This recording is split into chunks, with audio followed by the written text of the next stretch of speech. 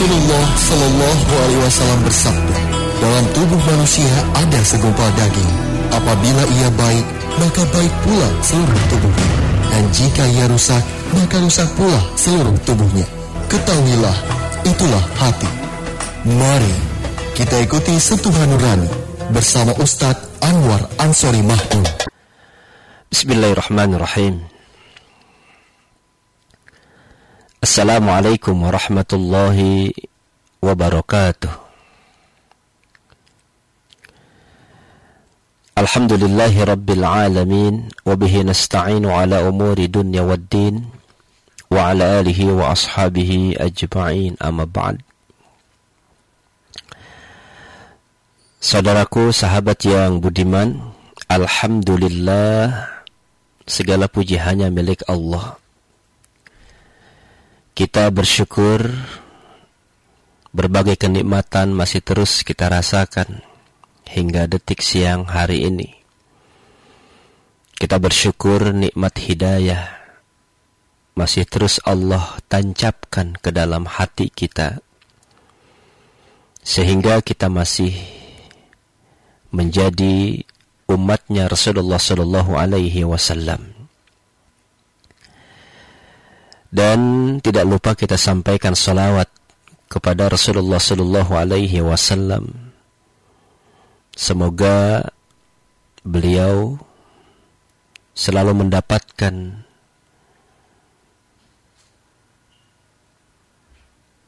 kemuliaan, dan itu pasti, karena tidak ada manusia yang paling mulia yang kehidupannya hanya dicurahkan untuk memuliakan agama Allah, kecuali dialah Rasulullah Muhammad Sallallahu Alaihi Wasallam. Bapak, Ibu, sahabat, saudaraku, apa kabar? Senang sekali bisa kembali menyapa Anda di suasana istirahat. Semoga rangkaian aktivitas dari pagi hingga siang ini selalu mendapat kemudahan, dan yang tengah beristirahat berkumpul bersama keluarga, semoga terikat erat suasana batin, terikat sempurna nilai-nilai persaudaraan, sehingga kebersamaan yang terjalin senantiasa mendapatkan keberkahan dari Allah Subhanahu wa Ta'ala. Pada kesempatan yang sangat baik ini, sedikit kita ingin mengkaji satu hal yang sangat penting bagi kehidupan kita, juga begitu penting untuk kehidupan akhirat kita. Bapak Ibu, mari segera kita buka. Ya, ada ayat Al-Quran surah Ali Imran ayat 133, 134, 135. Ayat ini Allahu Akbar, luar biasa. Kenapa? Karena ternyata Allah Subhanahu wa Ta'ala sudah sejak sangat lama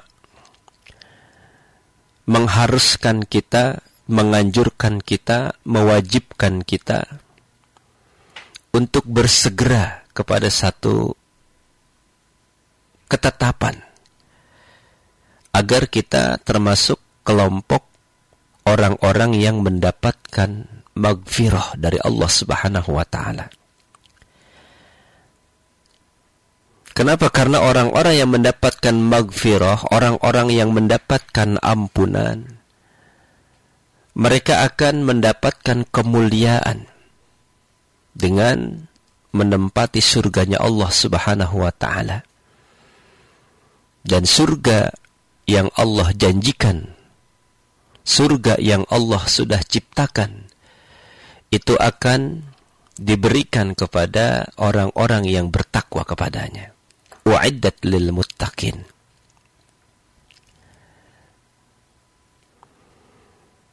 Kalau kita sempurnakan ayat ini dari awal hingga akhir dari kajian yang kita akan coba bahas ini begitu penting untuk kita renungkan, lebih-lebih pada kehidupan saat ini. Orang banyak menyebutnya hari ini adalah hari-hari di mana kita akan banyak mendapatkan begitu banyak cobaan. Waktu-waktu ketika musibah datang bertubi-tubi.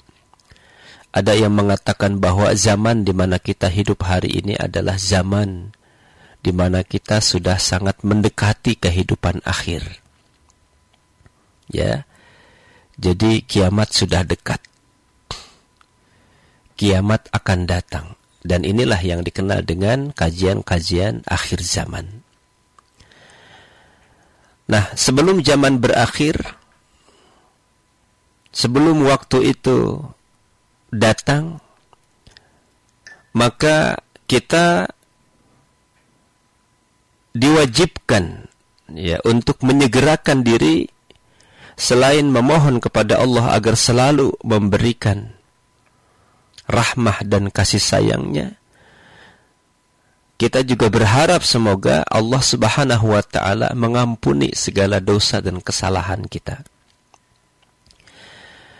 A'udzu billahi minasy syaithanir rajim. Wasari'u ila maghfiratin mir rabbikum wa jannatin 'arduhas samawati wal ardh u'iddat lil muttaqin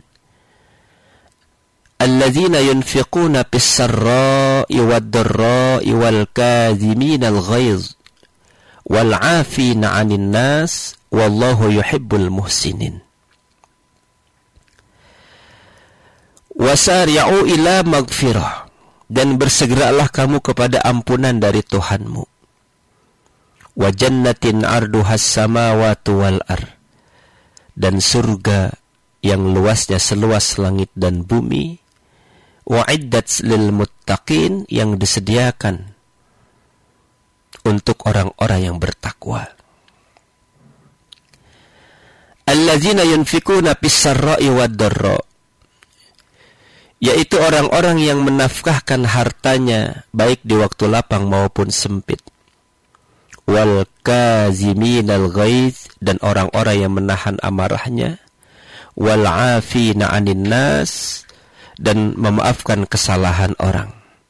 Wallahu yuhibbul muhsinin, Allah menyukai orang-orang yang berbuat kebaikan. Sahabat, Allah sangat senang kepada orang-orang yang berbuat kebaikan.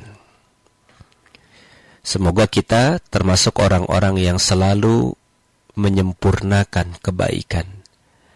Orang-orang yang selalu menjalankan kebaikan. Orang-orang yang selalu menyampaikan kebaikan. Orang-orang yang selalu mencontohkan kebaikan. Ya, ada yang mencontohkan, ada yang menyuruh, ada yang mengamalkan, ada yang memahami kebaikan. Dan memang tidak seluruhnya. Ada orang yang mengetahui kebaikan itu, tapi jangankan disampaikan untuk orang lain, bahkan mengamalkan kebaikan itu susah. Makanya kalau kebaikan itu sudah tertanam dalam sikap kepribadian kita, kita memohon kepada Allah bukan hanya kita memahami kebaikan itu, tetapi kita juga menjadi bagian orang-orang yang menyampaikan, mengamalkan, dan mendakwahkan kebaikan. Insya Allah. Nah, sahabat, dalam beberapa catatan para ulama, ayat ini merupakan satu ayat yang sesungguhnya masih ada kaitannya dengan ayat-ayat yang di atasnya. Ya. Ayat-ayat yang di atasnya itu sebelum 133 itu banyak berbicara tentang orang-orang yang beriman, orang-orang yang bertakwa. Di mana umat Islam yang beriman, yang bertakwa kepada Allah, diseru oleh Allah untuk menjauhi berbagai sifat dan perbuatan-perbuatan yang keliru. Ya, salah satunya adalah perbuatan-perbuatan yang menjerumuskan ke dalam nerakanya Allah Subhanahu wa ta'ala. Kemudian memerintahkan juga agar umat Islam, orang-orang beriman, menyempurnakan takwa kepada Allah Subhanahu wa ta'ala. Maka dalam ayat yang kita baca ini, surah Ali Imran ayat 133, 134 dan berikutnya, ini asbabun nuzulnya adalah dulu, ya, di zaman Rasulullah Shallallahu Alaihi Wasallam, ceritanya ada beberapa orang sahabat datang. Mereka menghadap Rasulullah, menyampaikan bahwa orang-orang yang disebut Bani Israel, ya, Bani Israel, itu mereka beruntung sekali, kata para sahabat. Kenapa? Karena kalau mereka berdosa, mereka cukup mengutarakan dosa-dosa mereka di tempat ibadah dan kemudian mendapatkan ampunan. Lantas bagaimana ya Rasulullah tentang nasib kita kalau kita pernah melakukan dosa dan kesalahan? Rasulullah diam, dan kemudian turunlah ayat ini, Ali Imran 133. Wasari'u ila magfiratin mir rabbikum wa jannatin arduhas samawati wal ardu uiddat lil muttaqin. Ya. Jadi beberapa catatan bahkan diungkapkan oleh Ibnu Mas'ud. Beliau pernah menerangkan bahwa kalau orang-orang Bani Israel itu berbuat kesalahan dan mereka ingin mendapatkan ampunan, mereka cukup menuliskan dosanya di pintu masuk. Mereka menuliskan tentang apa yang pernah mereka lakukan. Ya, kata sahabat Ibnu Mas'ud. Dan dengan menurunkan ayat ini, yaitu Ali Imran ayat 133 dan berikutnya, jadi Allah ingin menyampaikan kepada kita, memberikan bimbingan kepada kita bagaimana cara kita bertaubat kepada Allah. Wasari'u ila magfirati mir rabbikum, dan bersegeralah kamu kepada ampunan dari Tuhanmu. Ini adalah seruan. Ya, bersegeralah kamu. Sebuah kalimat perintah untuk menyegerakan taubat. Untuk menyegerakan meraih ampunan.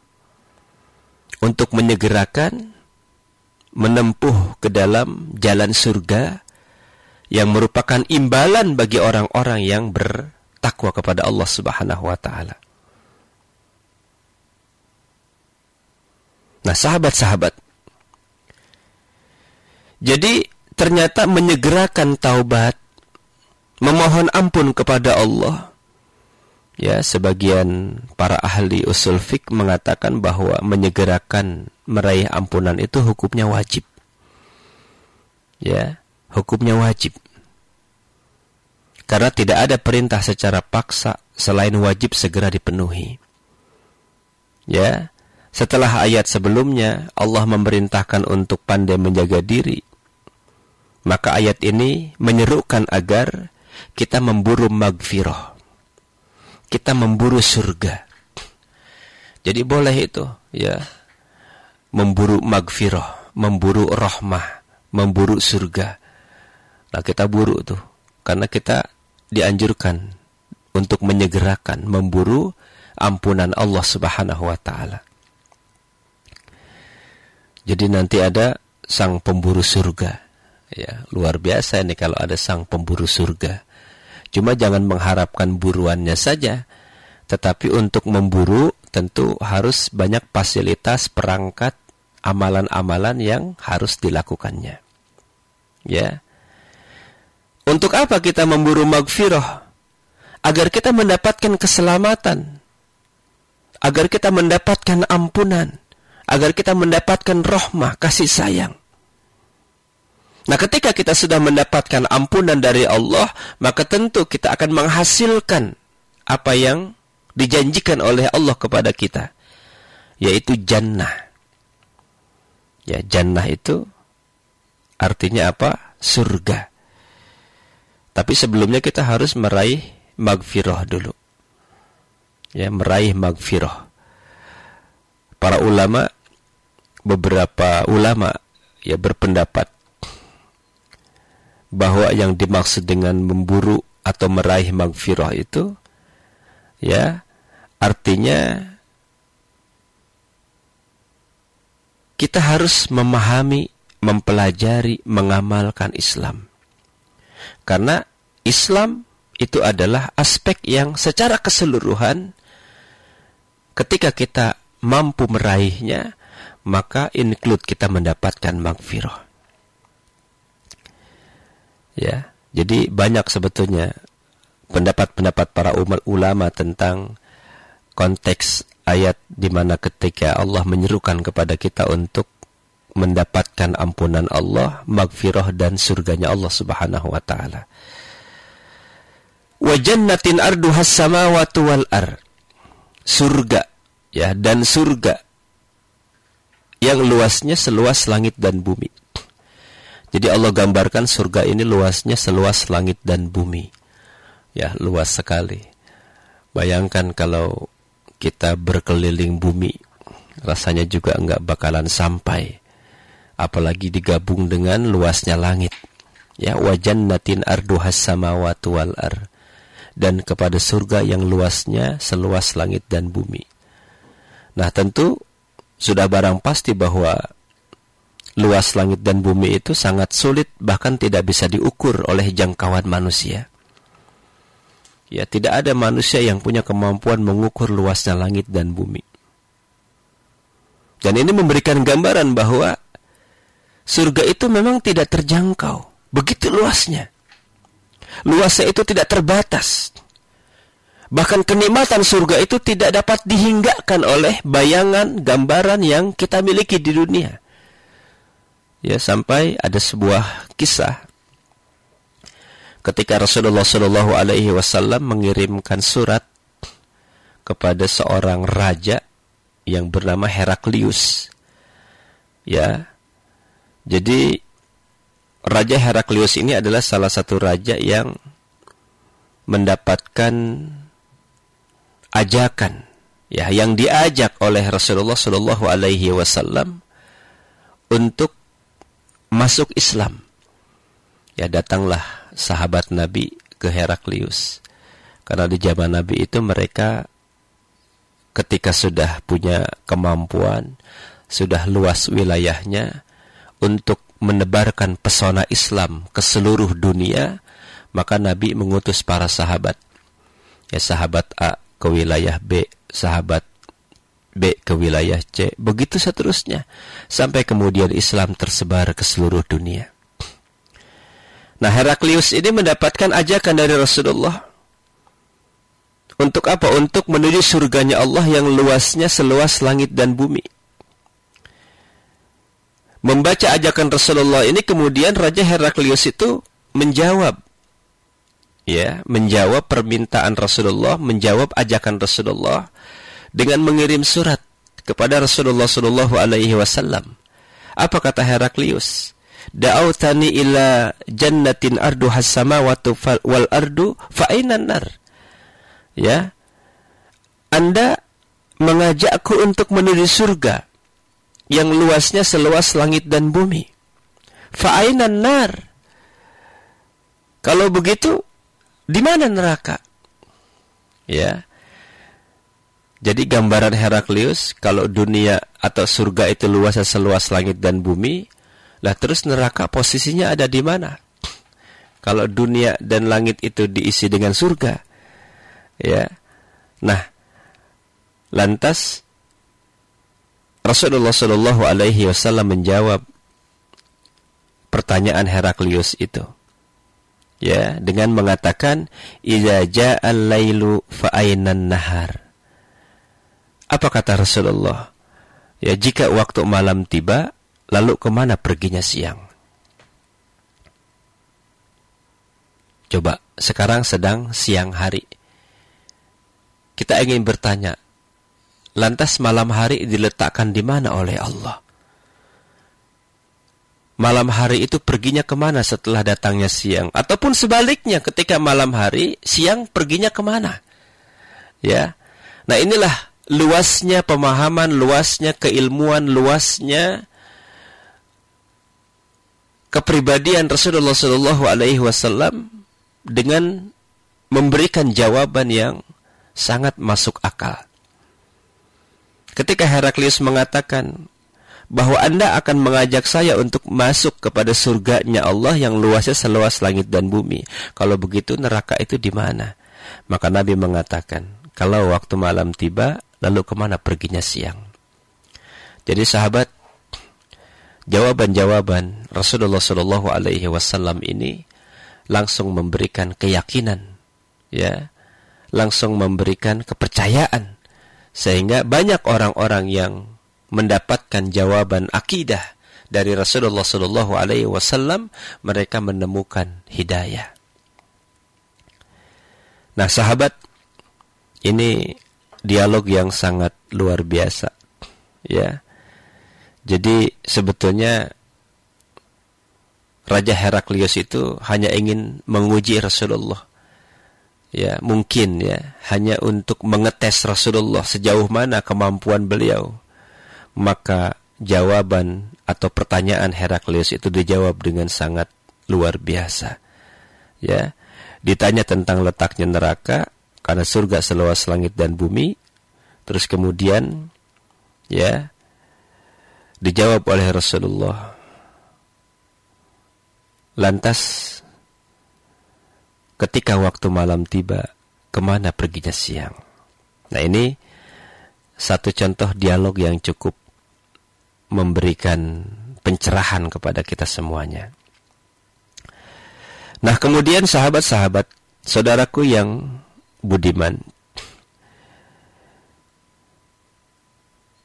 beberapa pengertian tentang luasnya surga seluas langit dan bumi ini memang banyak menjadi kajian para ulama, ya, menjadi sebuah diskursus yang cukup banyak didiskusikan. Nah, tentu mereka yang mendiskusikan tentang masalah ini adalah orang-orang yang sangat memahami, ya, tidak seperti kita.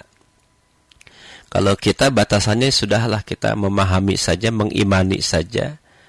Ya, kalau Allah berkehendak apapun menjadi mungkin. Allah mengisi dunia ini dengan berbagai perkara yang baik juga mungkin, ya. Jadi Allah sangat amat mengetahui, ya, termasuk diri kita, karena kita adalah hamba-Nya. Kita ini makhluk yang diciptakannya. Sementara Allah adalah Khalik yang menciptakan. Jadi bagi kita yang diciptakan, ya, yang namanya yang diciptakan kan sesuai yang menciptakan. Dan kita beruntung diciptakan menjadi manusia. Ini merupakan kenikmatan tersendiri. Walaupun kemudian manusia itu bertanya tentang dirinya. Ya, padahal kalau manusia bertanya tentang dirinya, siapa dia? Bagaimana dia ada? Mau kemana dia? Ya, kita harus menjawab dengan jawaban yang terdapat di dalam Al-Quran, karena Al-Quran itu juga merupakan wahyu Allah.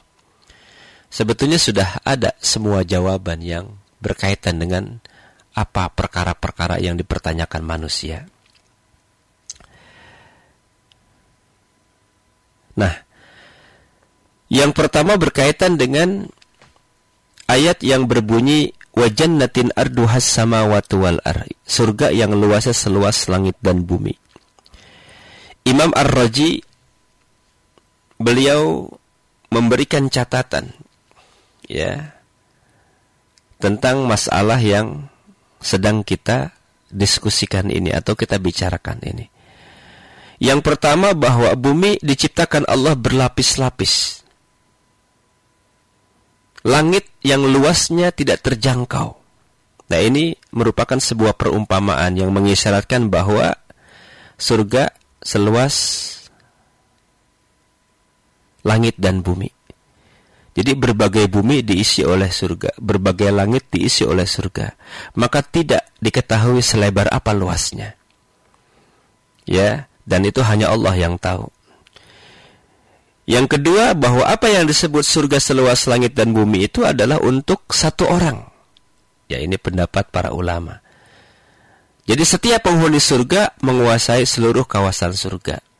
Dan tidak ada yang membatasinya. Setiap penghuni surga merasakan berkuasa atas seluruh surga. Kemudian yang ketiga, menurut Abu Muslim, perumpamaan bahwa surga itu seluas langit dan bumi, ini sebetulnya menggunakan sebuah istilah.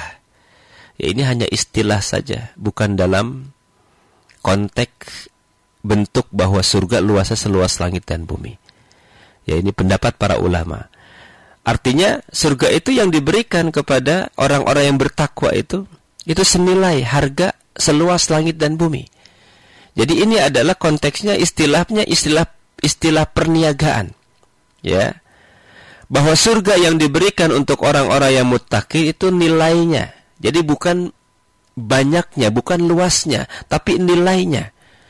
Ya, senilai harga luas langit dan bumi. Jadi siapapun tidak akan mampu membeli surga ya dengan nilai transaksi duniawi. Artinya apa? Saking luasnya, saking besarnya. Dan yang keempat adalah bahwa luas surga itu tidak terbatas. Tapi supaya ada bayangan ya bagi kita masyarakat awam, maka digambarkan seperti luasnya langit dan bumi. Ya. Kita membayangkan luas bumi itu luar biasa. Ya. Dan kita tak akan pernah punya kemampuan menjangkaunya, apalagi dituju dengan 7 lapis langit yang jauh lebih luas, jauh lebih besar dan lain sebagainya. Jadi inilah pemahaman-pemahaman tentang wa jannatin arduhas samawati wal ardh. Nah, kemudian untuk siapa surga itu Allah ciptakan? U'iddat lil muttaqin, disediakan untuk orang-orang yang bertakwa kepada Allah. Ya, wa'iddat ini menggunakan kata kerja lampau dan memberikan sebuah isyarat yang pertama bahwa kepastian surga itu benar-benar disediakan untuk orang yang bertakwa. Orang bertakwa ini kemuliaannya luar biasa, ya, begitu besar kemuliaannya sehingga Allah siapkan surga. Yang kedua, surga telah tersedia sejak diciptakan langit dan bumi. Surga yang luas itu sudah disediakan bagi orang-orang yang bertakwa. Nah, ini merupakan satu isyarat bahwa untuk mencapai magfirah, ya, untuk menuju ampunan Allah dan untuk menuju surganya Allah Subhanahu wa taala, itu mesti syarat yang paling penting itu adalah menjadi orang-orang yang muttaqin. Ya. Ini syarat utama. Orang yang ingin masuk surga harus betul-betul secara sempurna menjadi orang-orang yang bertakwa kepada Allah.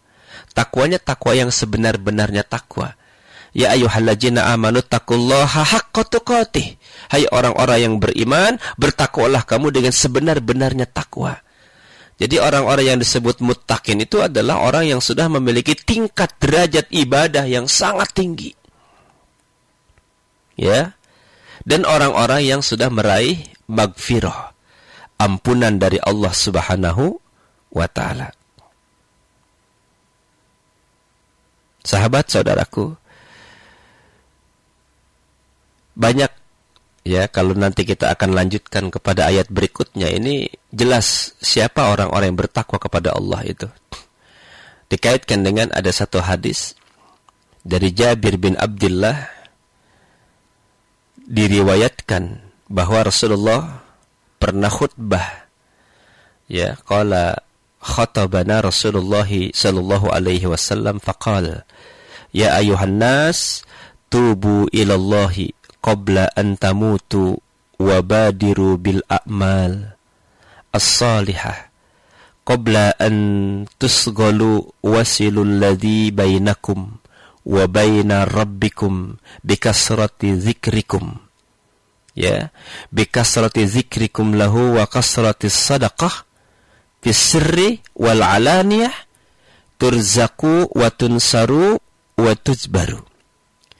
Dari Jabir bin Abdullah diriwayatkan bahwa Rasulullah sallallahu alaihi wasallam beliau pernah khutbah yang menyerukan, ya.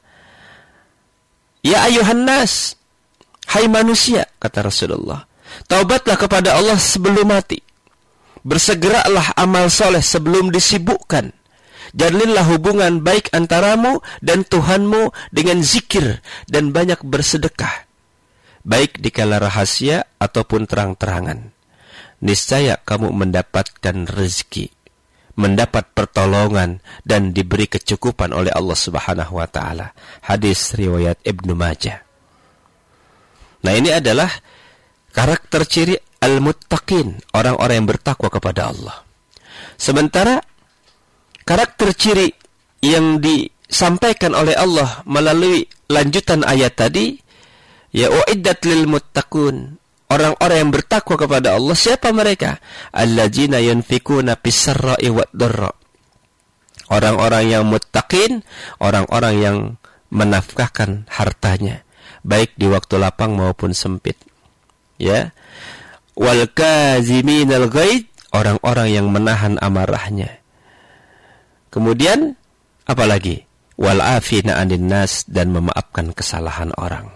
Ini beberapa ciri takwa di dalam surah Ali Imran ayat 134. Ya, wal kazibinal ghaid wal afina 'anil nas. Dan yang pertama, alladzina yunfikuna fis-sarra'i wad-dharra, orang-orang yang gemar menafkahkan hartanya baik di waktu lapang maupun sempit. Nah, sahabat saudaraku, penting bagi kita untuk memahami bahwa ya, untuk menjadi menuju derajat muttaqin itu ternyata tidak mudah. Ya, selain kita harus memperbanyak infak dalam keadaan lapang maupun sempit, kita harus wal kaziminal ghaiz, ya, bagaimana kita menahan amarah. Al-kazimin itu maknanya orang-orang yang menahan amarah ketika melihat orang yang kurang ia senangi. Ya, padahal dia memiliki kekuasaan untuk memarahi orang itu, tapi kita lebih baik diam. Kadang-kadang kan ada orang yang nggak bisa nahan diri. Wah, padahal belum jelas udah marah aja. Ya, yang menarik banyak orang yang dia marah untuk menutupi kesalahannya agar tidak terbongkar dan lain sebagainya. Nah, ini banyak yang seperti itu. Ya, kata Nabi, man qazama ghaizan wa huwa yastati'. Barang siapa yang menahan amarah padahal dia memiliki kekuatan untuk memarahinya, ya, maka Allah akan memanggilnya di hari kiamat sebagai pembesar makhluk sehingga dipilihkan baginya para bidadari yang diinginkannya. Hadis riwayat Ahmad, Abu Daud dan Imam At-Tirmizi. Nah, sahabat, Bapak Ibu, saudaraku, siapapun kita yang bisa menahan kemarahan, ya, yang bisa menahan emosi, padahal kita mampu, tapi kita sengaja menahan untuk kebaikan, maka apa kata Rasulullah? Allah akan memanggilnya di hari kiamat sebagai pembesar makhluk. Ya, ala ru'usil khalaik hatta yukhayyirahu fi ayyil khurisa. Allah akan memanggilnya di hari kiamat sebagai pembesar makhluk sehingga dipilihkan baginya para bidadari yang diinginkannya. Subhanallah. Jadi kalau atasan, ya, bisa nahan marah, enggak banyak marahin bawahan, ya, itu luar biasa, itu surga. Dan Allah nanti akan pilihkan bidadari yang diinginkannya. Mau tipe mana nih bidadarinya, ya, bagi yang bisa nahan marah. Subhanallah. Baik, Bapak Ibu sahabat, ini masih panjang sebetulnya, ya. Cuma karena waktunya yang cukup pendek, ya, saya harus undur diri dari ruang dengar Anda. Baik, sebelumnya saya mohon maaf apabila ada kata ungkapan, ya, dan juga penjelasan yang kurang sempurna dan kurang bisa dipahami. Hanya Allah sajalah pemilik segala kesempurnaan. Yang kedua, saya ingin menyampaikan ungkapan terima kasih banyak. Ini lagi-lagi kepada Bapak Ibu yang sudah mengkontribusikan atau mendonasikan bantuannya untuk program wakaf sarana ibadah ya. Jadi masih ada waktu dan akan terus kita berharap kepada jamaah karena ini mengajak untuk kebaikan. Jadi silakan Anda punya Al-Quran, punya mukena, punya sejadah, punya karpet ya, dengan catatan yang baru bukan yang bekas. Nah, nanti bantuan itu akan kami distribusikan ke wilayah pesisir untuk menjambangi saudara-saudara kita ya yang mereka mungkin membutuhkan karena fasilitas hal-hal yang seperti itu mereka sangat sulit untuk didapat. Yang kedua, terima kasih juga buat jamaah ya, sebagian mungkin pendengar Dakta yang sudah mempercayakan keberangkatan ibadah umrohnya dengan LDC Al-Isra bekerja sama dengan Aura Tour and Travel. Keberangkatan pertama bulan November, kemudian bulan Desember, dan insya Allah nanti ada keberangkatan berikutnya pada tanggal bulan Februari. Ya, sudah ada lumayan jamaah yang cukup banyak. Nah, Anda bisa mendapatkan atau minta informasi melalui handphone yang saya pegang, silakan di 081599334402. Mudah-mudahan semuanya bisa kita kerjasama dengan baik dan sama-sama kerja untuk membina umat ini dan juga merangkai aktivitas demi kemaslahatan yang lebih baik ke depan. Anwar Ansari Mahdum undur diri. Subhanaka Allahumma wa bihamdika asyhadu an la ilaha illa anta astaghfiruka wa atubu ilaik. Assalamualaikum warahmatullahi wabarakatuh.